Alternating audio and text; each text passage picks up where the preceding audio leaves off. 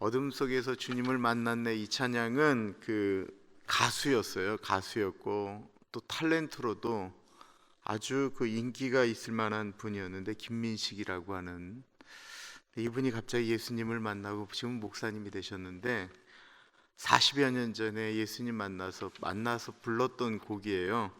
어둠 속에서 주님을 만났네 라는 곡인데 우리 같이 한번 불러보겠습니다. 바람 속에서 주님을 만났네, 평화의 주님을.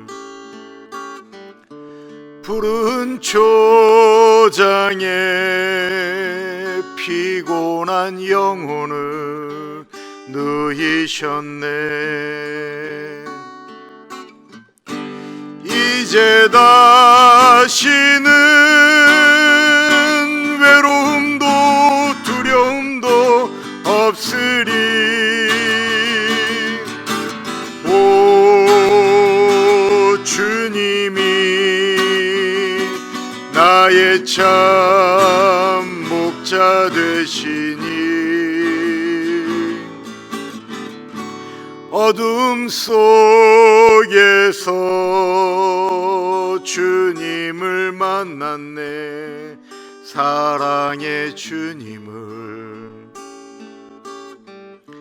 맑은 물가로 목마른 영혼을 인도했네. 눈물 속에서 주님을 만났네, 사랑의 주님을. 맑은 물가로 목마른 영혼을 인도했네. 이제 다시는 외로움도 두려움도 없으리. 오 주님이 나의 참 목자 되시니, 어둠 속에서 주님을 만났네, 사랑의 주님을.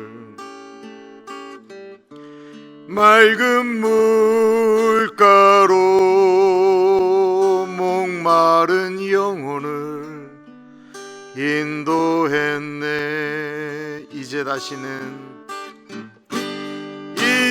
다시는 외로움도 두려움도 없으리. 오 주님이 나의 참 목자 되시니, 어둠 속에서 주님을 만났네, 사랑의 주님을. 맑은 물가로 목마른 영혼을 인도했네.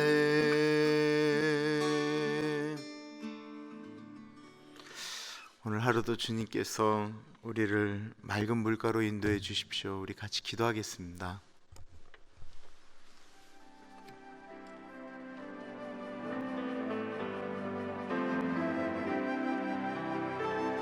좋게 하신 하나님 아버지, 오늘도 주님이 주시는 은혜 가운데 하나님 아버지, 우리가 주님의 은혜 가운데 맑은 물가로 들어갈 수 있도록 하나님 아버지 같이 하여 주십시오.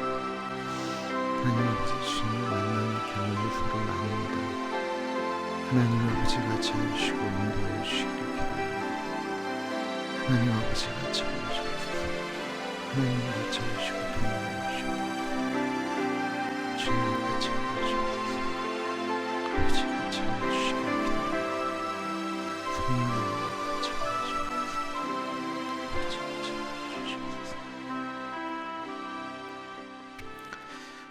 귀하신 하나님 아버지, 이 자리에 주님을 만난 경험을 가지고 있는 주님의 백성들, 눈물 속에서, 어둠 속에서, 바람 속에서 주님을 만난 경험이 있는 주님의 백성들이 이 새벽에 나왔습니다. 하나님 아버지, 우리 한 사람 한 사람 가운데 같이 하여 주시고 주님 은혜 주시기를 기도합니다. 존귀하신 예수님 이름으로 기도드립니다. 아멘. 하나님의 말씀 출애굽기 33장 12절에서부터 23절까지 말씀입니다. 출애굽기 33장 12절에서부터 23절까지 말씀. 하나님의 말씀 받들어 봉독할 때에 살아계신 하나님의 음성 들으시기 바랍니다. 모세가 여호와께 아뢰되 보시옵소서, 주께서 내게 이 백성을 인도하여 올라가라 하시면서 나와 함께 보낼 자를 내게 지시하지 아니하시나이다. 주께서 전에 말씀하시기를 나는 이름으로도 너를 알고 너도 내 앞에 은총을 입었다 하셨사온즉 내가 참으로 주의 목전에 은총을 입었사오면 원하건대 주의 길을 내게 보이사 내게 주를 알리시고 나로 주의 목전에 은총을 입게 하시며 이 족속을 주의 백성으로 여기소서. 여호와께서 이르시되 내가 친히 가리라. 내가 너를 쉬게 하리라. 모세가 여호와께 아뢰되 주께서 친히 가지 아니하시려거든 우리를 이곳에서 올려보내지 마옵소서. 나와 주의 백성이 주의 목전에 은총 입은 줄을 무엇으로 알리이까? 주께서 우리와 함께 행하심으로 나와 주의 백성을 천하 만민 중에 구별하심이 아니니이까? 여호와께서 모세에게 이르시되 내가 말하는 이 일도 내가 하리니 너는 내 목전에 은총을 입었고 내가 이름으로도 너를 알미니라. 모세가 이르되 원하건대 주의 영광을 내게 보이소서. 여호와께서 이르시되 내가 내 모든 선한 것을 내 앞으로 지나가게 하고 여호와의 이름을 내 앞에 선포하리라. 나는 은혜 베풀 자에게 은혜를 베풀고 긍휼히 여길 자에게 긍휼을 베푸느니라. 또 이르시되 내가 내 얼굴을 보지 못하리니 나를 보고 살 자가 없음이니라. 여호와께서 또 이르시기를 보라, 내 곁에 한 장소가 있으니 너는 그 반석 위에 서라. 내 영광이 지나갈 때에 내가 너를 반석 틈에 두고 내가 지나도록 내 손으로 너를 덮었다가 손을 거두리니 내가 내 등을 볼 것이요 얼굴은 보지 못하리라. 출애굽기 33장은 출애굽기 32장에 금송아지 만들었던 이스라엘 백성들을 용서하시고 다시 가나안 땅을 향해 전진하라고 말씀하셨던 내용입니다. 문제는 어제 말씀이에요. 하나님이 가나안 땅을 분명히 이스라엘 백성들에게 주겠다라고 다시 한번 약속하셨는데 하나님이 뭐라고 그러시냐면 내가 주기는 하겠는데 같이 가시지는 않으시겠다라는 거예요. 아니 이게 말이 돼요? 하나님이 이스라엘 백성을 애굽 땅에서 건져내셔서 나는 너희의 하나님이 되고 너희는 나의 백성이 된다라고 말씀하시고 우리 한번 나 잘 섬기는 하나님의 나라, 하나님의 백성들의 모습을 가나안에 만들어 가자라고 약속하셨던 그 하나님이 너희들 올라가 내가 거기 있는 족속들 다 이렇게 진멸시킬 테니까 그런데 나는 안 가겠다고 말씀하시는 거예요. 이유가 무엇이었습니까? 이스라엘 백성들을 보니 싹수가 노랗다라는 것입니다. 여태까지 온 게 나의 은혜인데 자기들의 힘으로 온 줄 알고 목을 꼿꼿하게 세운다라는 거예요. 때때마다 하나님께 하나님 도대체 우리에게 무슨 일을 하셨다고 하나님 그렇게 잘난 척 하십니까? 하나님 도대체 뭐 하십니까? 목이 고진 백성이라고 이야기를 했어요. 내가 너희들하고 그렇게 있으면 안 되겠다라는 거예요. 하나님이 내가 너희들하고 같이 가면 중간에 너희들이 또 그렇게 행동을 하면 내가 너희들 죽여버릴지 모르니까 내가 안 가겠다라는 거예요. 그러면서 내가 지금 이렇게 화가 나고 모세가 십계명 집어던지고 금송아지 불태워버리고 라고 행동을 너희들에게 먹이고 했음에도 불구하고 너희들 여전히 보니까 정신 못 차렸다라는 거예요. 그게 이제 5절 말씀을 좀 해석을 해야 돼요. 5절 말씀 볼게요. 여호와께서 모세에게 이르시기를 이스라엘 자손에게 이르라 너희는 목이 곧은 백성인즉 내가 한순간이라도 너희 가운데 이르면 너희를 진멸하리니 너희는 장신구를 떼어내라 그리하면 내가 너에게 어떻게 할 것인지 정하겠노라 하셨습니다. 이게 무슨 말씀인가? 그 당시 장신구라고 하는 게 이게 귀걸이나 뭐 이런 장신구를 얘기하는데 이 모든 장신구가 대부분 우상 숭배할 때 썼던 것들이라는 것입니다. 이것을 그들이 여전히 몸에 이렇게 지니고 있었다라는 거예요. 하나님이 그렇게 진노하셨어요. 하나님의 형상 외에 다른 어떠한 것도 아로새긴 우상을 만들지 말라고 했는데 금송아지 만들어서 그 일이 일어나고 3,000명 정도가 죽었어요. 그럼에도 불구하고 그들은 여전히 장신구를 몸에 지니고 있었다라는 것입니다. 내가 너희들 가운데 있다가 너희들의 꼴을 보고 내가 화가 나갖고 너희들을 진멸할지 모르니까 내가 같이 안 가시겠다라는 거예요. 니들 먼저 이 장신구 다 떼어내면 내가 그때 생각해 볼게 라고 이야기를 하였습니다. 그리고는 어저께 이제 또 다른 장면이 하나 나오는데 이제 그리고는 그들이 이제 장신구를 다 떼어냈죠. 모세하고 이제 하나님하고 이렇게 교제하는 거예요. 여러분 우리가 모세 오경 이야기하잖아요. 창세기, 출애굽기, 레위기, 민수기, 신명기 5개를 모세가 썼다고 해서 모세 오경이에요. 모세는 야곱이 죽은 다음에 430년 정도 지난 후의 사람이에요. 그러면 어떻게 그 창세기에 있었던 일들을 다 알았을까요? 그래서 하나님과 모세가 이렇게 대화하고 움직이면서 기록한 것이죠. 그 내용을 이렇게 하나님과 모세가 서로 대화하고 하면서 이렇게 성경을 써갔던 그런 아름다운 장면을 어제 본문에 보면 이렇게 표현하고 있어요. 사람이 자기의 친구와 이야기함 같이 여호와께서는 모세와 대면하여 말씀하시며 모세는 진으로 돌아오나 눈의 아들 젊은 수종자 여호수아는 회막을 떠나지 아니하니라.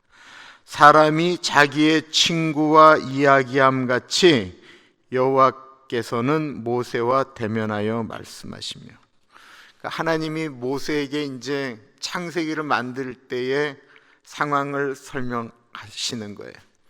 야 모세야, 내가 이 세상 창조할 때 말이야, 그때 땅은 공허하고 혼돈 가운데 있고 흑암이 어둠을 다 덮을고 있을 때 성령은 그 어둠을 이렇게 싹 지나가면서 이 어둠을 어떻게 세상으로 만들까 같이 고민했단다. 그리고는 우리가 명령했지. 빛이 있으라 라고 하자 그 어그러졌던 곳에 빛이 나타났단다. 그럼 모세가 얘기하는 거예요. 그래요 하나님, 그럼 그 다음에는 어떻게 됐어요? 뭐 이렇게 모세는 질문을 하면 하나님께서 자세하게 이렇게 설명해 주시는 거예요. 그럼 모세가 그랬구나 그러고는 그러니까 이렇게 적는 거예요.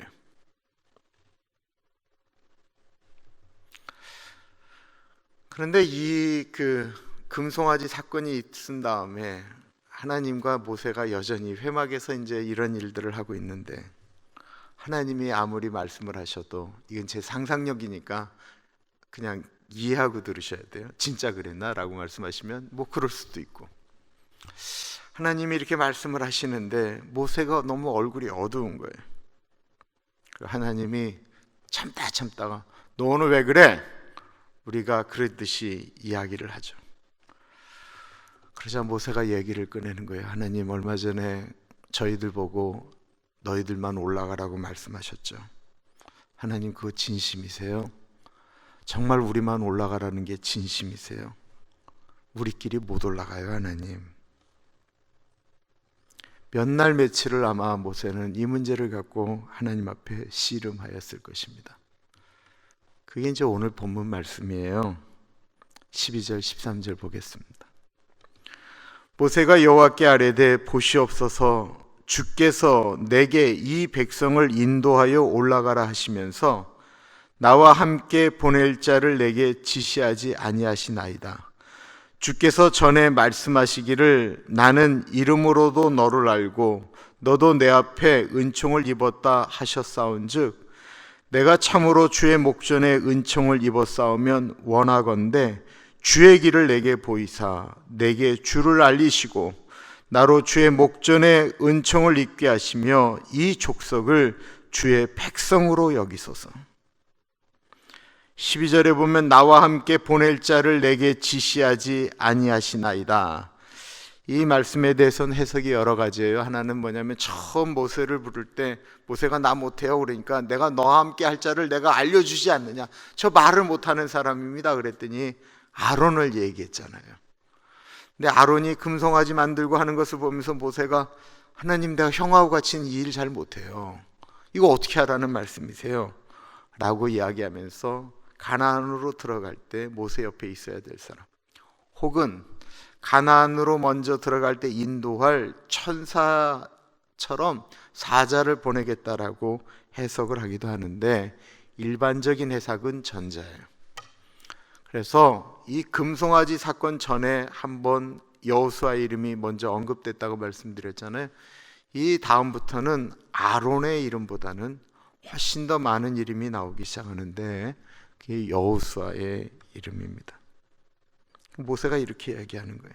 하나님 내가 이제부터 누구랑 힘을 합해서 가나안으로 가겠습니까? 모세도 이제는 지쳐버린 거예요. 금송아지를 만든 것도 힘들었지만 형이 그 일에 앞장섰다라는 것이 너무 힘든 거예요.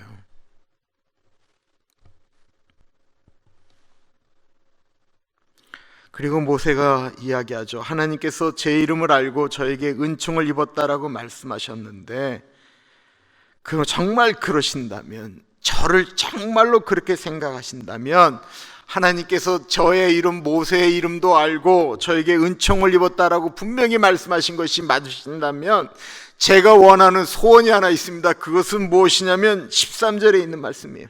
이 족속을, 이 이스라엘 백성을 주의 백성으로 여겨주십시오. 이게 모세의 마음이었어요. 이 모세의 마음 가운데는 이스라엘 백성밖에 없었다라는 것입니다. 아니 하나님께서 이 민족 싹 쓸어버리고 네 자식들로 새로운 민족을 만들겠다고 하는데 하나님께 그렇게 말씀하지 않으시고 하나님 다 필요 없고요, 이 백성을 주의 백성으로 여겨달라고 고백하는 것입니다.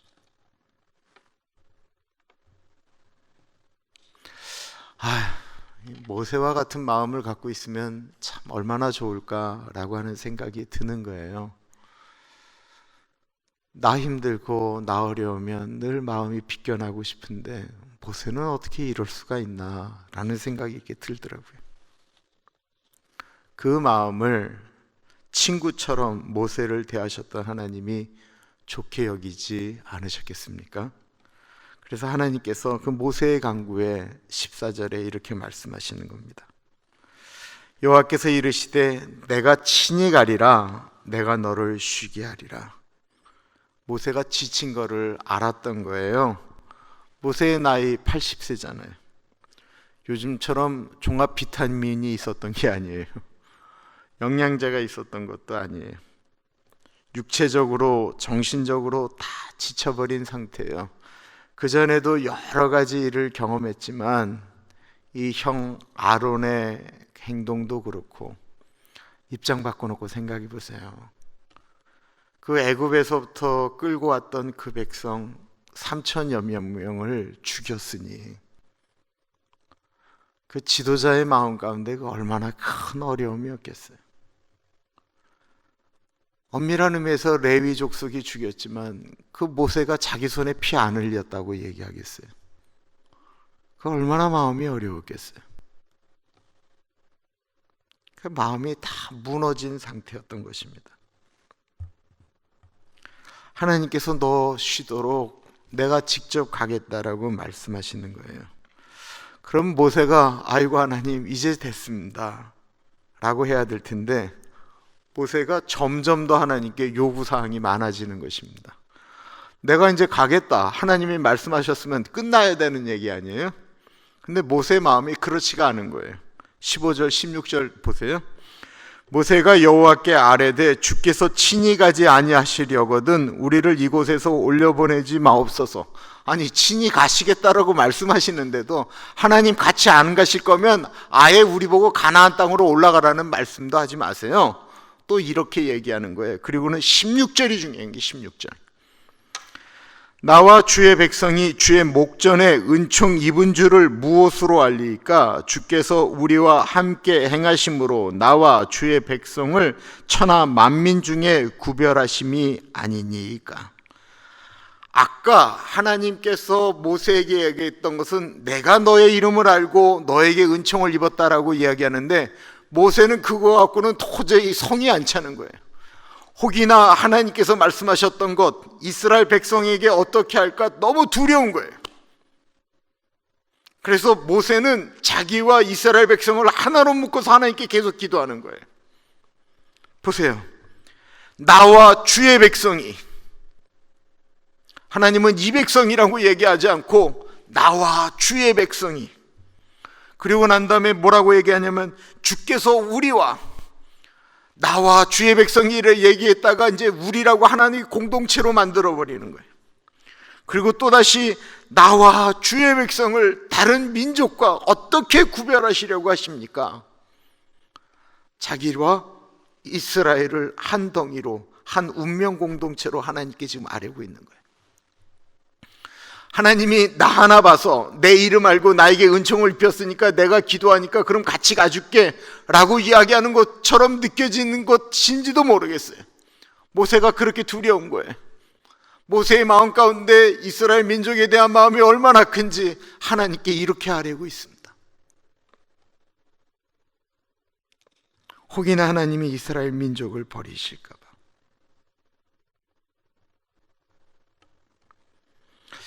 이 정도 되면 하나님께서 야 이놈아, 내가 하나님인데 나를 믿어야지 라고 말씀하셔야 될 텐데, 하나님도 참 재미있으세요. 출애굽기 33장은 이렇게 생각할수록 너무 재미있어요. 하나님께서 17절에 이렇게 말씀하세요. 여호와께서 모세에게 이르시되 내가 말하는 이 일도 내가 하리니 너는 내 목전에 은총을 입었고 내가 이름으로도 너를 알민지라. 16절에 모세가 나와 주의 백성이, 우리가 나와 주의 백성이라고 이야기하는데요, 17절에 하나님은 모세가 그렇게 얘기했음에도 불구하고 모세만 이야기하는 거예요. 이스라엘에 대한 이야기를 하나님이 안 하세요. 다시 볼게요. 너는 내 목전에서 은총을 입었고 내가 네 이름도 안다. 그리고는 뭐라고 말씀하시냐면 네가 나에게 부탁한 그 일도 내가 할게 라고 말씀하세요. 모세는 계속해서 하나님께서 우리 주의 백성들을 어떻게 하실 것입니까? 라고 얘기했더니만 하나님이 내가 네 이름도 알고 너에게 은총을 줬고 네가 나한테 부탁한 그 일도 내가 해줄게 라고 말씀하시는 것처럼 정확하게 그 표현을 안 하고 계신다라는 거예요. 내가 말하는 그것, 이거 뭐예요? 네가 말하는 그 거시기, 그거 내가 해줄게. 그러자 모세가 그러는 거야. 하나님, 거시기가 뭐예요? 정확히 얘기하셔야지 라고 이야기하는 느낌이다라는 거예요. 보세요. 모세는 계속해서 백성을 끌고 들어가는데 계속해서 하나님은 모세 한 사람에 대한 이야기만 하고 있는 것입니다. 모세가 이렇게 이야기합니다. 하나님, 이 정도로 안 되겠습니다. 하나님 말씀을 들으니까 모세는 더 불안해지는 것 같아요.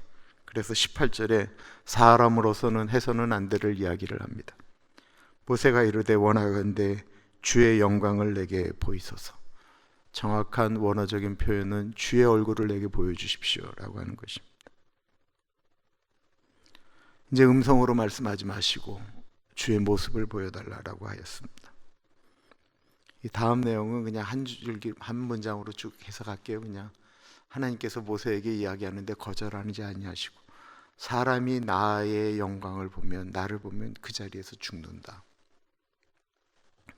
그러니까 내가 지나갈 텐데 그동안은 너의 눈을 완전히 가렸다가 내가 지나간 등을 보여주겠다라고 말씀하세요.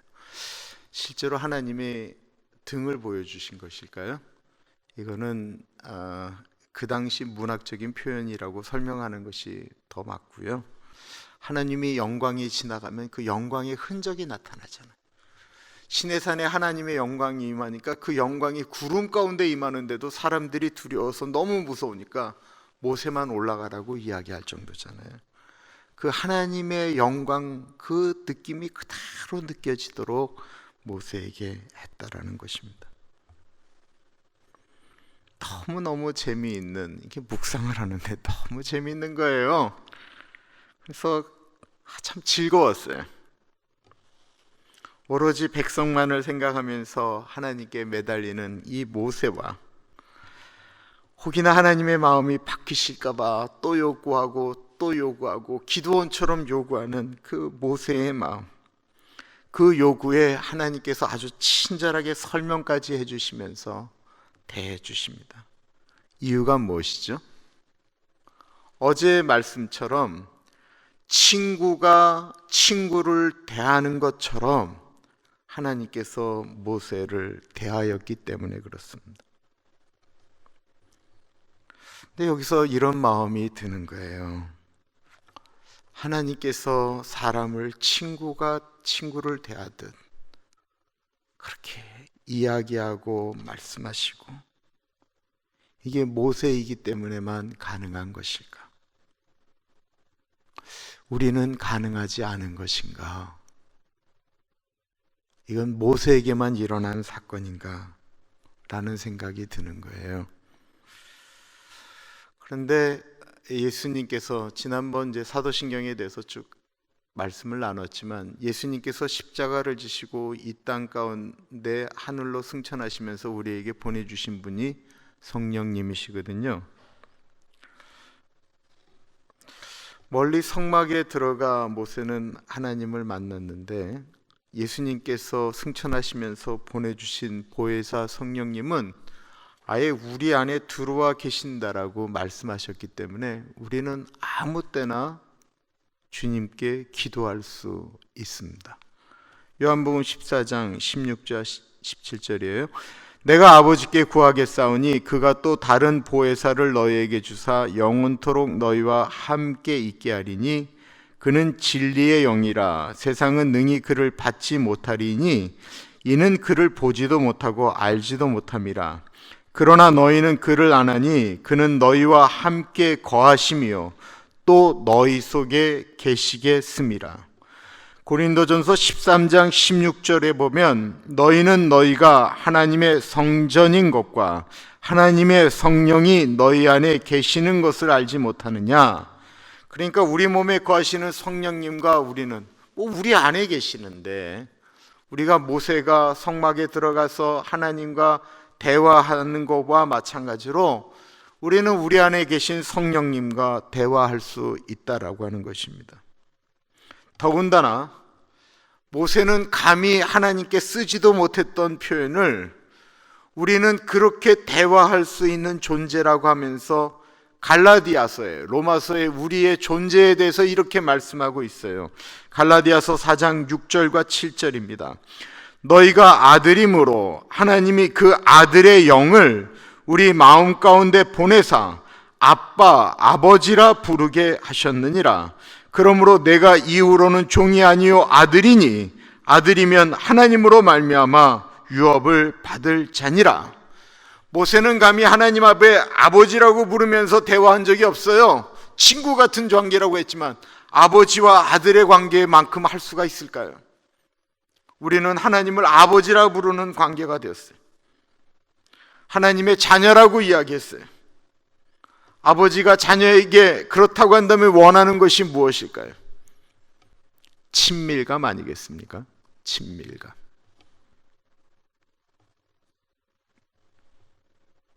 하나님 아버지의 이름을 부를 때 느껴지는 것, 아버지를 부를 때 멀리 계시는 것처럼 느껴지는 것이 아니고 하나님 아버지의 이름을 부를 때의 친밀감.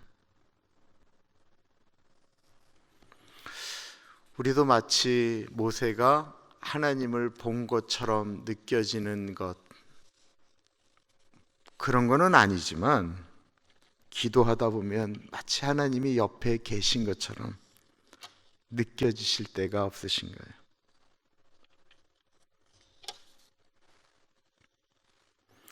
강력하게 하나님을 만나서 한 번에 뒤집어졌지만 목회를 하다 보니까 제 마음이 모세와 같을 때가 정말 많습니다. 뭔 일을 결정하면 이쪽은 이래서 이렇다, 저쪽은 저렇다. 뭐 너무 생각들이 많으니까 도대체 어떻게 해야 되는가라는 생각이 이렇게 들어요. 넋두리 하는 건 아니고요. 목회자의 삶이 그렇다라는 것입니다. 그럼 어떻게 계속해서 하는가? 사명 때문이다라고 이야기하기에는 그 사명이라고 하는 것이 때때마다 무너집니다. 모세를 보시면 하나님과 대화하며 살던 모세가 얼마나 그 사명이 무너질 때가 많았어요. 그것보다는 책망하지 않으시고 위로하시고 다시 힘을 주시는 하나님의 은혜 때문이라고 말씀드리는 게 맞는 것 같아요. 예수님 만나서 너무 행복했었는데 어느 날 모든 것이 지쳐버렸어요. 전도사 때예요. 완전히 지쳐버렸어요. 제가 섬겼던 교회가 그 일산에서 전 대한민국에서 가장 큰 교회를 짓겠다고 막 건축원금 걷고 막 하던 5천 명 정도 모이던 교회가 목회자 한 사람의 그 잘못된 도덕적인 문제 때문에 깨어져 나가기 시작하는 게 제 첫 번째 사역지였거든요. 모든 것이 다 무너지고 말았어요. 그 안에서 나타나는 현상들은 이민교회 다 보셨겠지만 상상을 초월하는, 이게 시장 잡배들도 저런 말은 안 쓰겠다라 싶은 행동들이 너무 많이 나오는 거예요. 그리고 그렇지 않아도 신학하는 거 반대하였던 집사람이 그런 거 보면서 그냥 너무 힘들어하고, 그리고 우리 가정도 완전히 다 부서질 정도로 끝까지 가게 됐어요. 완전히 몸이 망가지고 무너지니까 아무것도 생각이 안 들더라고요. 그러고 나서 이제 잠이 들었어요. 새벽녘에 일어났는데 정말 이제 전도사 이제 신학교 이제 그만두고 다시 다른 길로 가겠다라고 생각을, 왜냐하면 목사가 된다면은 그 생각하는 거는 한국적인 사고로는 불가능하니까 목사 안수 받기 전에, 더 가기 전에 빨리 끝내야 되겠다, 이런 생각이 막 든 거예요. 그때 하나님께 불렀던 찬양이 아까 그 찬양이었어요. 바람 속에서 주님을 만났네, 사랑의 주님을, 어둠 속에서 주님을 만났네. 그 찬양을 이렇게 부르는데 책망하시는 게 아니고 너 왜 그러냐 그러는 게 아니고 마치 진짜 이렇게 하나님이 나를 이렇게 뒤에서 이렇게 딱 안아주시는 것 같은 느낌이었어요. 이렇게 안아주시고 그냥 이렇게 하나하나 마치 내 마음속에 있는 이 찢기나 상처를 이렇게 하나씩 꼭 뽑아주시는 것 같아요. 저는 계속 그냥 찬양을 하고 있었어요. 찬양을 하고 있었는데 주님께서 마치 나를 이렇게 그러니까 진짜 이렇게 하나님이 나와 이렇게 그냥 계시는 것처럼 나를 이렇게 품어주시는 그런 느낌. 하나님이 나와 같이 하시는구나 라고 하는 느낌. 그때 제가 주님이 나와 함께 이렇게 같이 하시고 나보고 이놈의 새끼 정신 차려라 이렇게 말씀하지 아니하시고, 이렇게 만약에 가주신다면 주님 내가 더 가보겠습니다 라고 했던 것 같아요. 그래서 우리에게 모세가 하나님을 만날 때 친구처럼 대하듯 만났던 것과 같이 우리의 삶 가운데 눈물이 있고 바람이 불고 어둠과 같은 그런 가운데서도, 혹은 또 밝을 때에도 주님이 우리와 동행하시고 우리와 같이 하시는 그 경험을, 주님이 나와 함께 하시지라고 하는 믿음이 있어야 돼요. 이 경험을 꼭 하기를 간절히 기도합니다. 우리 찬양 다시 한번 해볼까요?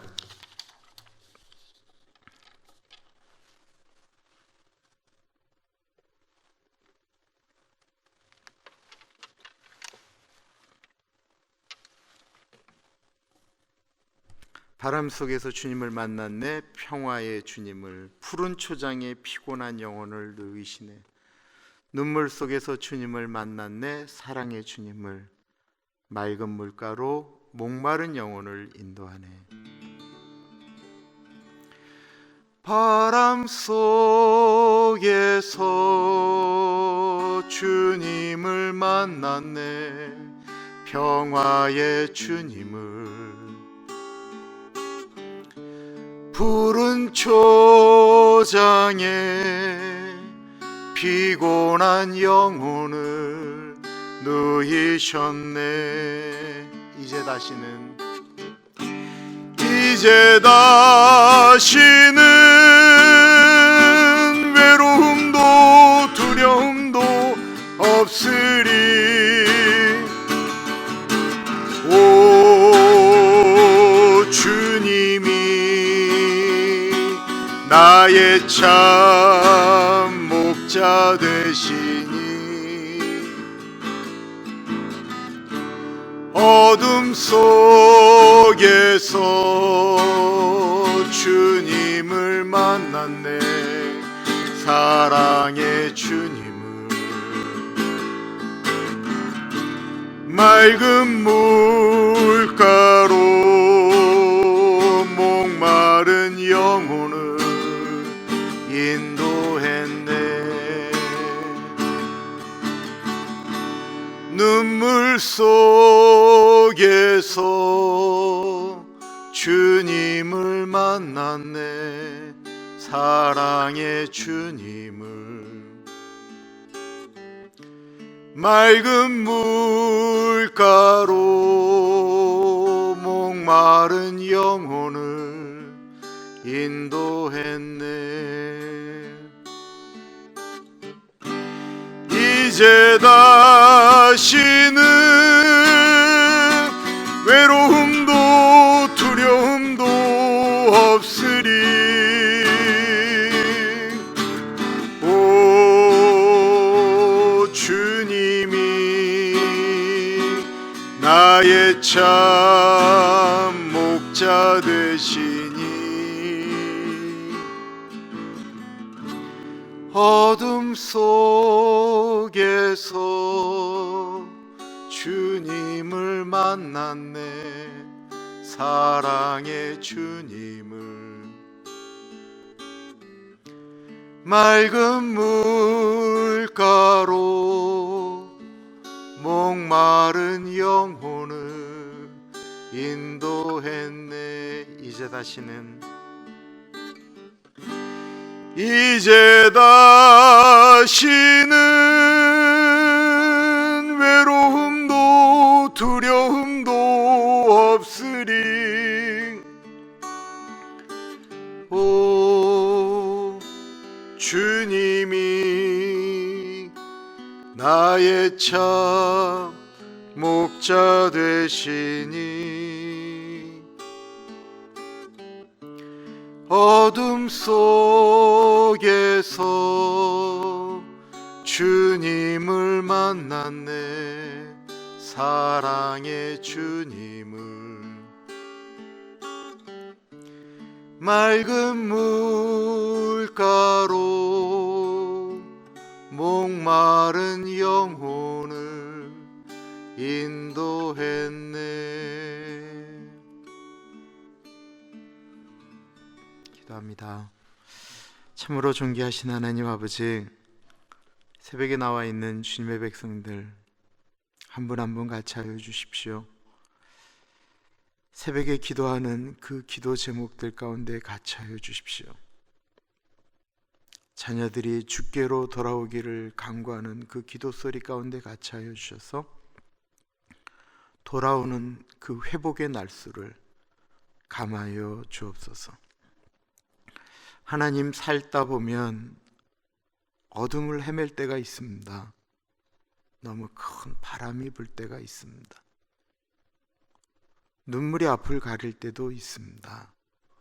그때 주님, 모세가 하나님을 찾을 때 뭐라 하지 아니하시고 따뜻하게 다가오셨던 것처럼 주님이 우리와 함께 하신다고 하시면 넉넉히 이기겠사오니 주님, 우리에게도 모세에게 보이셨듯 우리에게도 주님을 나타내셔서 우리로 하루를 넉넉하게, 일생을 넉넉하게 살아갈 수 있는 은혜를 허락하여 주옵소서. 지금은 우리 주 예수 그리스도의 은혜와 우리를 너무나도 사랑하셔서 하나밖에 없는 아들을 넉넉하게 보내주신 하나님 아버지 그 크신 사랑하심과 성령 하나님 감화감동 역사 충만 교통하심의 은혜가 하나님을 구하며 새벽에 무릎 꿇은 주의 백성들 머리 위에 지금으로부터 영원토록 같이 하시길 간절히 축원하옵나이다. 아멘.